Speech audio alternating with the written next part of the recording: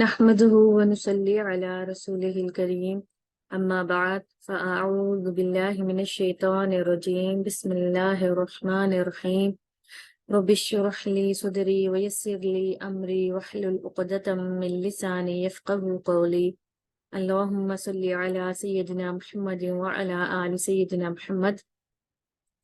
السلام علیکم ورحمۃ اللہ وبرکاتہ. آج کا انشاءاللہ ہمارا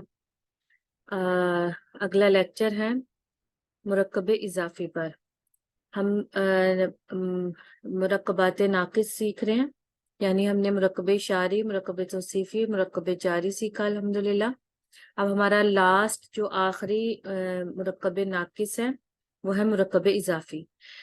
تو مرکب اضافی میں کچھ چیزیں ہیں جو پراپر ساری سیکھنی پڑتی ہیں، تب جا کر یہ مکمل ہوتا ہے. وہ ہیں، ایک تو ہے سادہ مرکب اضافی جو ہم آج سیکھیں گے، ٹھیک ہے، جو سب سے سمپل، اور جیسے ہم نے آسانی سے مرکب توصیفی، اشاری اور جاری سیکھے، ٹھیک ہے. لیکن مرکب اضافی میں کچھ چیزیں مزید بھی آتی ہیں، ٹھیک ہے، یعنی پیچیدہ مرکب اضافی. ٹھیک ہے، پہلے ہم سب سے پہلے مرکب اضافی سیکھیں گے، ٹھیک ہے. اس کے بعد پھر پیچیدہ مرکب اضافی کہ تھوڑا سا اس میں مرکب اضافی کی ایک اور بس فارم ہے، بس اس میں کچھ ایڈیشن ہوتا ہے، اور جب ہم سیکھیں گے انشاءاللہ میں تب ایکسپلین کروں گی. پھر مرکب اضافی میں ضمائر کا استعمال کس طرح سے ہوتا ہے، ٹھیک ہے. ہم نے ضمائر پڑھے ہیں رفع، نصب، جر کے، تو کون سے ضمائر اس میں استعمال ہوں گے وہ ہم دیکھیں گے انشاءاللہ. پھر مرکب اضافی میں اشارے کا استعمال بھی ہوتا ہے، وہ بھی دیکھیں گے ہم انشاءاللہ. اور پھر مرکب اضافی میں صفت کا استعمال بھی ہوتا ہے، ٹھیک ہے. تو یہ چیزیں ہم 1 by 1 سیکھیں گے انشاءاللہ، اور تب کہیں جا کر ہمارا یہ مرکب اضافی کا ٹاپک کمپلیٹ ہوگا انشاءاللہ، ٹھیک ہے. تو آج سب سے پہلے جو ہم نے سیکھنا ہے وہ مرکب اضافی ہے، ٹھیک ہے، یعنی سمپل جو سادہ مرکب اضافی ہے. تو دیکھتے ہیں انشاءاللہ. بسم اللہ الرحمن الرحیم. مرکب اضافی ایسا مرکب جس میں ایک اسم دوسرے اسم کے ساتھ، ایک اسم کو دوسرے اسم کے ساتھ نسبت دی جائے، ٹھیک ہے. ایسا مرکب جس میں ایک اسم کو دوسرے اسم کے ساتھ نسبت دی جائے، یعنی تعلق قائم کر دیا جائے، ٹھیک ہے. اس کو ہم مثالوں سے دیکھیں گے انشاءاللہ. یا ایک اسم کا دوسرے اسم سے کوئی تعلق قائم کر دیا جائے. جیسے مثال دیکھ لیتے ہیں. زید کی کتاب، یعنی کتاب بھی ایک اسم ہے اور زید بھی ایک اسم ہے، لیکن یہ تعلق قائم ہو گیا نا کہ کتاب ہے تو کس کی ہے، زید کی ہے، یعنی زید کی اس کتاب کو زید کے ساتھ نسبت دے دی گئی ہے، ٹھیک ہے. زید کے ساتھ اس کا تعلق قائم کیا گیا ہے، ٹھیک ہے. زید کی کتاب. رمضان کا مہینہ، تو اب اس مہینہ اسم کو رمضان اسم کے ساتھ نسبت دے دی گئی ہے، تعلق قائم کر دیا گیا ہے. دین کا ستون، ٹھیک ہے. تمام جہانوں کا رب، اس طرح سے. یعنی مرکب اضافی کی سب سے بڑی پہچان یہ ہوتی ہے کہ اس کا ترجمہ ہم کا، کی، کے ان الفاظ سے کرتے ہیں، ٹھیک ہے. زید کی کتاب، رمضان کا مہینہ، ٹھیک ہے، اس طرح سے. تو اس کی مزید اس کو سمجھ لیتے ہیں.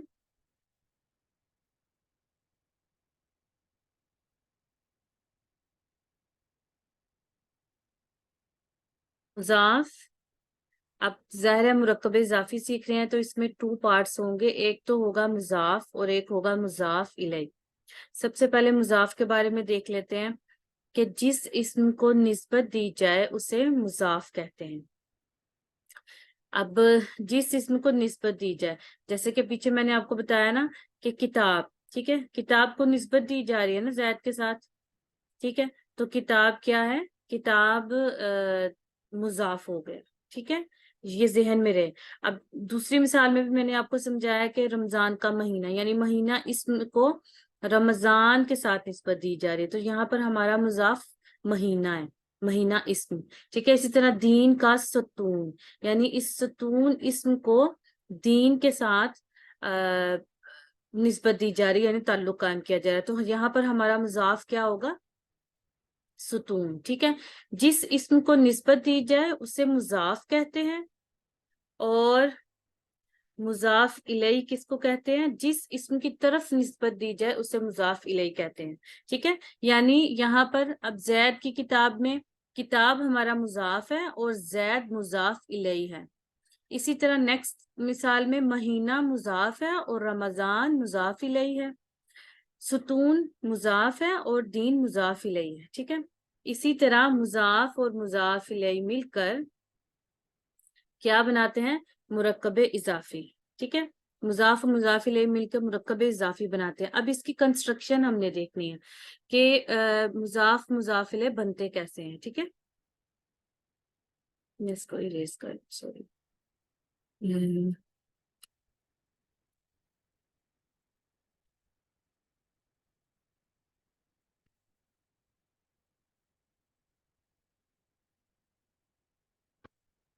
مرکب اضافی بنانے کا طریقہ. اب مرکب اضافی بنانا کیسے ہے؟ کیونکہ ہمارے پاس دو چیزیں آ گئی، مضاف اور مضاف الیہ. سب سے پہلے دیکھیں گے کہ مضاف کی قواعد، ٹھیک ہے؟ مضاف کی کیا قواعد ہیں؟ نمبر 1، مضاف کے متعلق دو چیزیں ہیں جو آپ نے ذہن میں رکھنی ہے. مضاف پر یعنی الف لام داخل نہیں ہوتا، ٹھیک ہے؟ آپ کو یاد ہے نا کہ ہم نکرہ اسما کو معرفہ بنانے کے لیے الف لام داخل کرتے ہیں، لیکن یاد رہے مضاف پر الف لام داخل نہیں ہوتا. ایک یہ بہت اہم پوائنٹ ہے. دوسرا، مضاف کا اعراب ہلکا ہوتا ہے، ٹھیک ہے؟ مضاف پر الف لام داخل نہیں ہوتا اور مضاف کا اعراب ہلکا ہوتا ہے، ٹھیک ہے؟ مضاف کا اعراب کیسے ہلکا کرنا ہے وہ ہم آگے نیکسٹ اسٹیپ پہ دیکھیں گے انشاءاللہ، ٹھیک ہے؟ اب مضاف کے دو قواعد ہم نے پڑھ لی. اب مضاف الیہ کے قواعد کیا ہیں، ٹھیک ہے؟ مضاف الیہ کے بارے میں بہت آسان سی بات ہے کہ مضاف الیہ ہمیشہ حالت جر میں ہوتا ہے. یہ اس کو ہمیشہ حالت جر میں لکھیں گے، ٹھیک ہے؟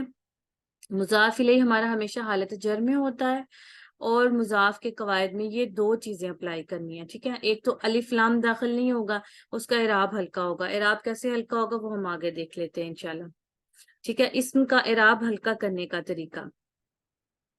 پہلا، دو چیزیں اس میں پائی جائیں گی. پہلی چیز یہ ہے کہ جن اسما پر تنوین آتی ہے ان کی تنوین ختم کر دیں. یعنی ہمارے پاس دو ریزلٹس آ گئے کہ ایک تو اسم پر الف لام نہیں آئے گا، دوسرا اس پر تنوین بھی نہیں آئے گی، ٹھیک ہے؟ تنوین یعنی دو زبر دو زیر دو پیش. تو اس کی چھوٹی سی مثال دیکھ لیتے ہیں. یہاں کچھ اسما میں نے لکھی ہیں، جیسے رفع حالت میں ہم کتابن لکھتے ہیں نا، تو کتابن سے کیا ہو گیا؟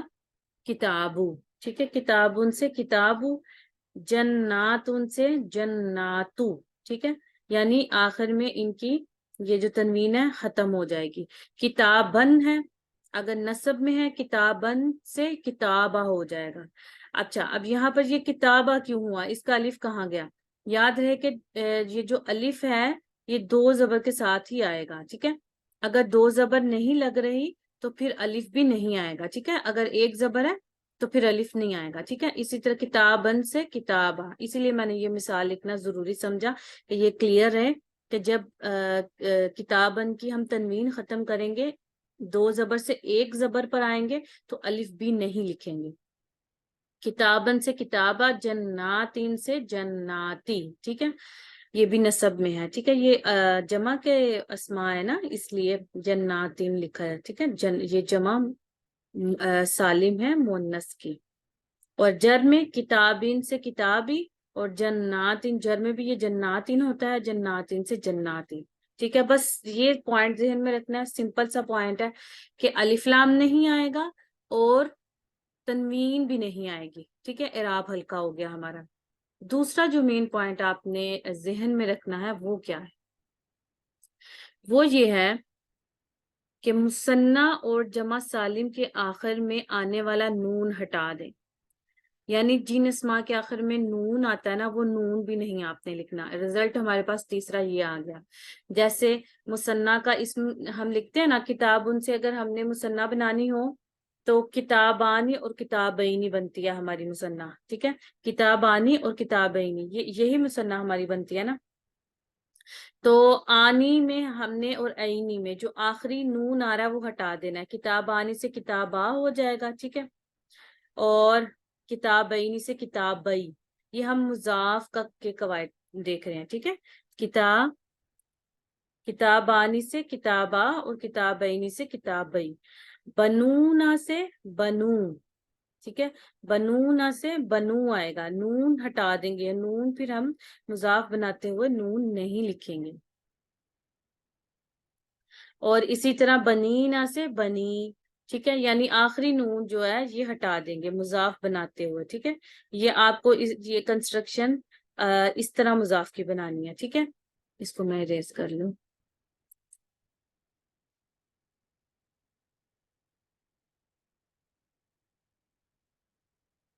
جی، تو امید ہے کہ آپ کو یہ بات سمجھ آ گئی کہ ہمارے پاس کیا رزلٹ آیا. کہ ایک بات یہ کہ مضاف کے قواعد میں مضاف پر الف لام نہیں آئے گا. تو یہ تین چیزیں آپ ذہن میں رکھیں. مضاف پر الف لام نہیں آئے گا، سمپل کر کے بتا رہی ہوں. دوسرا پوائنٹ یہ ہے کہ مضاف پر تنوین بھی نہیں آئے گی، ٹھیک ہے. اور تیسرا پوائنٹ یہ ہے کہ جن اسماء کے آخر میں، وہ اسماء کون سے ہیں، یعنی یہ جو رفع اور نصب کے ہیں نا، یہ مثنیٰ اور جمع سالم کے آخر میں جو نون آتا ہے، ٹھیک ہے. اگر تو کسی اسم کا اپنا نون ہے، اس کے اسم کا اپنا نون ہے، تو وہ ایک الگ سی بات ہے. لیکن جب ہم مثنیٰ اور جمع سالم کے نون بناتے ہیں، یہ جو اسماء بناتے ہیں، تو ان کے آخر میں جو نون آتا ہے نا، وہ ڈراپ کر دیں گے. یہ تین چیزیں مضاف کی. اور مضاف الیہ کا قاعدہ تو بہت آسان ہے، ہمیشہ حالت جر میں ہوگا، ٹھیک ہے. یہ پوائنٹس آپ نے ذہن میں رکھنے ہیں. اس کے بعد اب انشاءاللہ ہم دیکھتے ہیں کہ ہمارا اس کی مثالیں دیکھ لیتے ہیں، ٹھیک ہے. ہم نے قواعد تو دیکھ لیے. اب دیکھیں سب سے پہلے مضاف، مضاف الیہ اور ہمارا مرکب اضافی تیار. کیسے؟ جیسے میں نے اس کو عربی میں مثالیں لکھی ہیں، کیونکہ ہم نے عربی سے اردو میں کی طرف جانا ہے. تو جب آپ کو یہ کنسٹرکشن قرآن میں ملے کہ اس طرح کا مرکب ایک آپ کو نظر آ رہا ہے، تو سمجھ لی وہ مرکب اضافی ہے. جیسے بیتو، یہ ایسا مضاف ہے، دیکھیں کہ اس کے اوپر نہ تو الف لام ہے، نہ ہی تنوین ہے، ٹھیک ہے. اور اگر یہ مثنیٰ کا یا جمع کا صیغہ ہوتا تو نون بھی نہ ہوتا، ٹھیک ہے. لیکن ابھی یہ واحد کا صیغہ ہے، تو نہ تو الف لام ہے اور نہ ہی تنوین ہے. مطلب یہ مضاف ہے. بیتو اللہ، یعنی پورا ملا کے پڑھیں گے تو بیت اللہ، ٹھیک ہے. مضاف الیہ ہمارا مجرور ہوگا، بس اس کی ایک ہی کنڈیشن ہے، بیت اللہ. اب اس کا ترجمہ کیا ہوگا؟ اللہ کا گھر، ٹھیک ہے. یاد رہے کہ ترجمہ کرتے ہوئے ہم اس کو اس طرح سے، آپ کو میں یہ بتا دوں کہ ترجمہ اس کا کیسے کریں گے. کہ جب ایسی کنسٹرکشن آپ کو لکھی ہوئی ملے گی نا، تو آپ نے ترجمہ کرنے کے لیے آسانی یہ ہے کہ اس کو اس طرح سے ترجمہ کرنا ہے کہ سب سے پہلے ہم مضاف الیہ کا ترجمہ کریں گے اللہ کا، اللہ کا. اور بیت کا ترجمہ کیا ہے؟ گھر، اللہ کا گھر، ٹھیک ہے. سب سے پہلے مضاف الیہ کا ترجمہ ہوتا ہے، پھر مضاف کا ترجمہ ہوتا ہے. ترجمہ کرنے کا طریقہ بتا رہی ہوں، ٹھیک ہے. اس کو اریز کر لیں. اسی طرح اب آگے دیکھیں. صلاتو، یعنی دیکھیں نہ تو الف لام ہے نہ ہی تنوین ہے. فجر، صلاۃ الفجر، ٹھیک ہے. یہ مضاف الیہ میں ہے، تو اس کا ترجمہ کیا ہوگا؟ کرنے سے پہلے ایک دفعہ ہم اس طرح سے دیکھ لیتے ہیں کہ اگر ہم نے اس کا ترجمہ کرنا ہے تو کیسے کریں گے. فجر کا ترجمہ پہلے لکھیں گے اور صلاۃ کا بعد میں، یعنی فجر کی نماز، ٹھیک ہے. اس طرح اس کا ترجمہ ہوتا ہے، ٹھیک ہے. مضاف الیہ پہلے آتا ہے اور ترجمہ کرتے ہوئے مضاف بعد میں آتا ہے. امید ہے کہ آپ کو ترجمہ کرنا سمجھ میں آ جائے گا، ٹھیک ہے. فجر کی نماز. اسی طرح آگے دیکھ لیتے ہیں کتابہ. اب یہ دیکھیں ہم نے یہاں پر پہچاننا ہے کہ یہ کون سا صیغہ ہے. یہ دراصل یہاں پر نون ڈراپ ہے، ٹھیک ہے. نہ تو اس صیغے پہ آلریڈی تنوین نہیں آتی، ٹھیک ہے. کتابانی ہوتا ہے نا، تنوین تو نہیں آتی، تو اس لیے تنوین تو نہیں تھی.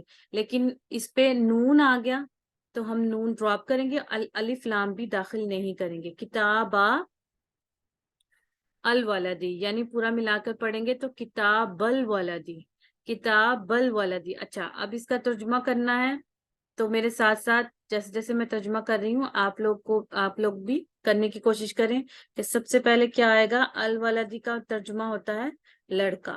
ٹھیک ہے, لڑکے کی. اب کتابہ کا ہم ترجمہ کریں گے. کتابہ 2 کتابیں. ٹھیک ہے, یہ مثنیٰ کا صیغہ ہے تو یہاں پر 2 کتابیں لکھیں گے. لڑکے کی 2 کتابیں.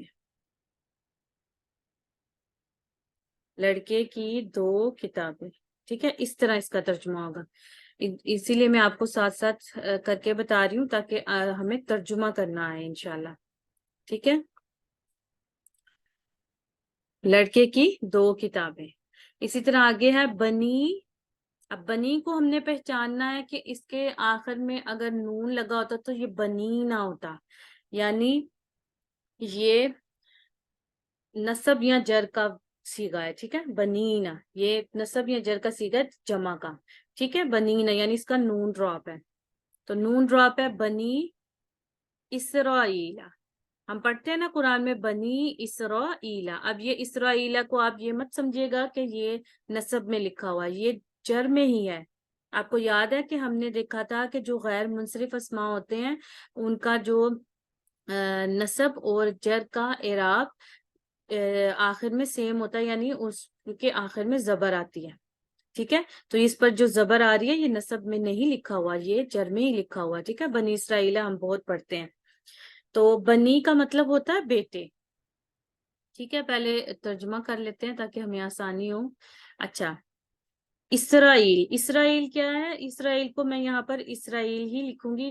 دراصل یہ ہے یعقوب علیہ السلام کا لقب. ٹھیک ہے, یعقوب علیہ السلام کو اسرائیل کہا جاتا تھا عبرانی زبان میں. ٹھیک ہے, تو یعقوب اسرائیل یعنی یعقوب علیہ السلام کہہ لیں یا اسرائیل ہی ہم اس کو لکھتے ہیں کیونکہ یہ ایک لقب ہے, ان کا لقب ہے یعقوب علیہ السلام کا عبرانی زبان میں. تو اسرائیل کے بنی. بنی مطلب بیٹے, بنی نہ تھا نا یعنی زیادہ بیٹے. تو اسرائیل کے بیٹے یعنی یعقوب علیہ السلام کے بیٹے. تو یہ بنی اسرائیل ورڈ بہت آتا ہے. یہ دراصل مضاف مضاف الیہ یعنی مرکب اضافی کنسٹرکشن ہے. ٹھیک ہے, یہ آپ نے ذہن میں رکھنا ہے. بنی اسرائیل, اسرائیل کے بیٹے یعنی یعقوب علیہ السلام کا لقب ہے. یعقوب علیہ السلام کے بیٹے یہود کو بنی اسرائیل کہا جاتا ہے اسی لیے کیونکہ یہ جو یہود جتنی بھی بنی اسرائیل ہیں یہود ہیں یہ یعقوب علیہ السلام کی نسل سے ہیں. تو اس کا ترجمہ دیکھ لیتے ہیں کہ اسرائیل کے بیٹے ہیں. اسی طرح ربی. ربی ٹھیک ہے, ربی. تو ربی, رب کے اوپر نہ تو الف لام ہے نہ ہی تنوین ہے. ٹھیک ہے, ربی العالمین. رب العالمین. رب. اب اس کا ترجمہ کیا ہے دیکھ لیتے ہیں. یعنی ہم ایسے ہی کر لیتے ہیں زبانی کہ تمام العالمین جمع کا صیغہ ہے تو ٹھیک ہے, عالمی العالمین تمام جہانوں کا رب. ٹھیک ہے, پہلے عالمین کا ترجمہ کریں گے پھر رب کا ترجمہ کریں گے. لیکن ایک چیز آپ کو یہ بتانی ضروری ہے کہ جو مضاف الیہ ہے نا اس پر الف لام آ سکتا ہے, اس کو صرف ہم نے جر میں لکھنا ہے. مضاف الیہ پر الف لام بھی آ سکتا ہے اور یہ یعنی معرفہ نکرہ دونوں آ سکتے ہیں. لیکن مضاف کو ہم نے جو کنسٹرکشن بنانی ہے مین مضاف کی کنسٹرکشن ہے. ٹھیک ہے, مضاف الیہ کی صرف ایک ہی چیز ہے کہ وہ جر میں ہوگا. ٹھیک ہے, العالمین جر میں ہے, جمع کا صیغہ ہے تمام جہانوں کا رب. ٹھیک ہے, تمام جہانوں کا رب. اسی طرح آگے ہے عابرو.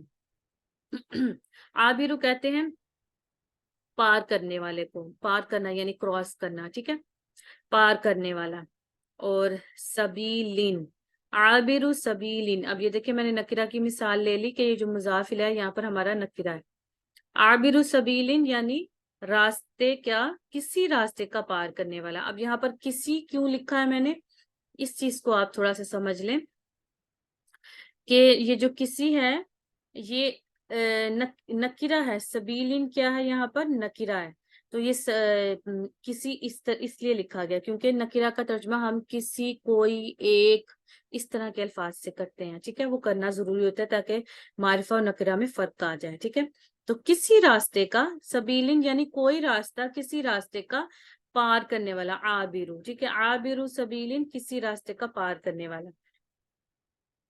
اب یہ ایک چیز آپ کو بتانی یہاں ضروری ہے کہ یہ جو ہمارا مضاف ہے نا، یہ معرفہ بھی ہو سکتا ہے، معرفہ نہیں سوری رفع، یعنی اس کی حالت جو اعرابی حالت ہے یہ رفع بھی ہو سکتی ہے. یہ دیکھیں یہ دونوں رفع میں، یہ بھی رفع میں، اور یہ نصب اور جر بھی ہو سکتی ہے. اب یہ یا تو نصب میں لکھا ہوا ہے یا جر میں لکھا ہوا ہے، اس کا نون ڈراپ ہے. جو مضاف ہے وہ رفع بھی ہو سکتا ہے، نصب اور جر بھی ہو سکتا ہے. ربی جر میں لکھا ہوا ہے، عابرو پھر رفع میں ہے. ٹھیک ہے، یہ رفع نصب جر تینوں حالتوں میں سے کسی ایک حالت میں ہو سکتا ہے. تو پھر ہم اپنے مرکب اضافی کی کنسٹرکشن کے بارے میں اگر ہم نے بتانا ہے کہ یہ پورا مرکب اضافی کس حالت میں ہے، تو ہم مضاف کو دیکھ کے بتائیں گے. یہاں ہمارا مضاف رفع میں ہے تو ہم کہیں گے کہ یہ رفع حالت میں ہے. ٹھیک ہے، کیونکہ مضاف الیہ کی تو شرط ہی یہی ہے نا کہ اس نے تو جر میں ہی ہونا ہے، تو یہ جر میں ہی رہے گا. اس لیے ہم اعراب بتانے کے لیے کہ یہ رفع میں ہے، نصب میں ہے یا جر میں ہے، تو ہم مضاف کو دیکھیں گے. اسی طرح یہ بھی رفع میں ہے، یہ بھی رفع میں ہے. نیچے یہ دیکھیں، یہاں پر ہم لکھیں گے یا تو یہ نصب میں ہے کیونکہ نصب کی حالت بھی اس کی ایسی ہی ہوتی ہے، یا پھر یہ جر میں ہے. تو وہ کانٹیکس ہمیں بتا دے گا جب ہم آگے جا کے یہ چیزیں سیکھیں گے. اسی طرح یہ جو ہے یہ تو جر میں ہے. ٹھیک ہے، یہ ہمارا مرکب اضافی جر میں ہے اور یہ ہمارا مرکب اضافی رفع میں ہے. ٹھیک ہے، یہ یاد رہے کہ یہ میں نے آپ کو بتا دیا ہے کہ کسی مرکب اضافی کا اعراب معلوم کرنا ہے تو ہم مضاف کا اعراب دیکھیں گے. ٹھیک ہے، مضاف کا اعراب دیکھیں گے، وہاں سے ہم پتہ لگائیں گے کہ مضاف ہمارا کون سے اس کی اعرابی حالت کیا ہے. دوسری چیز جو مین پوائنٹ ہے کہ اعراب تو ہمیں اس کا پتہ چل گیا. اب ہمیں اگر یہ معلوم کرنا ہے کہ یہ معرفہ ہے یا نکرہ ہے. ٹھیک ہے، یعنی وسعت ہم نے اس کی دیکھنی ہے کہ یہ آیا معرفہ ہے یا نکرہ ہے، تو وہ ہم کیسے معلوم کریں گے. ٹھیک ہے، یہ چیز ایک آپ نے مین پوائنٹ دیکھنی ہے، وہ ہم معلوم کریں گے مضاف الیہ سے. یہاں سے ہم معلوم کریں گے. اگر ہمارا مضاف الیہ معرفہ ہے تو ہم سمجھیں گے کہ یہ ہمارا یہ مضاف ہے نا، یہ بھی معرفہ ہو گیا، یعنی اس کو نسبت مل گئی نا معرفہ اسم کے ساتھ، تو یہ بھی معرفہ کنسیڈر ہوگا. یعنی بیتن ویسے تو یہ نکرہ تھا، ٹھیک ہے، ہم نے اس پر الف لام بھی نہیں لگایا بلکہ اس کی ہم نے تنوین بھی ہٹا دی، تو اس کو ہم نے اس اللہ کے ساتھ نسبت دے دی، یعنی یہ معرفہ اس میں ہے، تو بیتو بھی ہمارا معرفہ ہوگا. یعنی ہم کہیں گے کہ ہماری یہ کنسٹرکشن معرفہ ہے، یہ ہماری کنسٹرکشن معرفہ ہے، نکرہ نہیں ہے. اسی طرح صلاۃ الفجر، اب الفجر کیا ہے، ال ہے تو یعنی یہ معرفہ ہے، تو ہم کہیں گے کہ یہ ہمارا صلاۃ بھی معرفہ ہے، یعنی یہ ہماری معرفہ کنسٹرکشن ہے. اسی طرح کتاب الولدی، ٹھیک ہے، الولدی معرفہ ہے تو پھر کتابہ بھی معرفہ ہو گیا، تو یہ ہماری معرفہ کنسٹرکشن ہو گئے. اسی طرح بنی اسرائیل، اب اسرائیل جو ہے لقب ہے ایک، اس کو کیا بولتے ہیں، ایک نام ہے. ٹھیک ہے، اسم علم ہے. ٹھیک ہے، لقب ہے نا اسرائیل، تو یہ کیا ہو گیا، یہ بھی معرفہ ہے. اسم علم ہم نے پڑھے ہوئے ہیں معرفہ کی اقسام میں، جو تمام اسماء علم ہوتے ہیں یعنی نام ہوتے ہیں جو وہ معرفہ ہوتے ہیں، تو یہ بھی معرفہ کنسٹرکشن ہو گئی. رب العالمین میں مضاف الیہ دیکھیں گے تو یہ العالمین ہے، تو یعنی یہ بھی ہماری معرفہ ہو گئی. اب سب سے نیچے جو میں نے مثال لکھی تھی نکرہ کی، وہ اسی لیے لکھی تھی کہ آپ کو بتانے کے لیے سبیلن یہاں پر نکرہ ہے، تو اس کا مطلب ہمارا جو عابرو ہے وہ بھی نکرہ کنسیڈر ہوگا. یعنی یہ ہمارا پورا کنسٹرکشن جو ہے یہ مرکب اضافی نکرہ ہے، معرفہ نہیں ہے. ٹھیک ہے، بس یہ پوائنٹ آپ نے سمجھنے ہیں. تو اس کے لیے پہلے میں اس کو اریز کر لوں. امید ہے کہ آپ کو سمجھ آ گیا کہ وسعت اس کی کیسے دیکھنی ہے، یعنی معرفہ نکرہ کو کیسے سمجھنا ہے اور پھر ان کا اعراب کیسے چیک کرنا ہے. ٹھیک ہے، تو یہ جو میں نے اس کو سمجھانے کے بعد اب میں نے یہاں پر ایک پوائنٹ لکھا ہے آپ کو سمجھانے کے لیے کہ یہ ضروری نوٹ آپ نے اب ذہن میں رکھنا ہے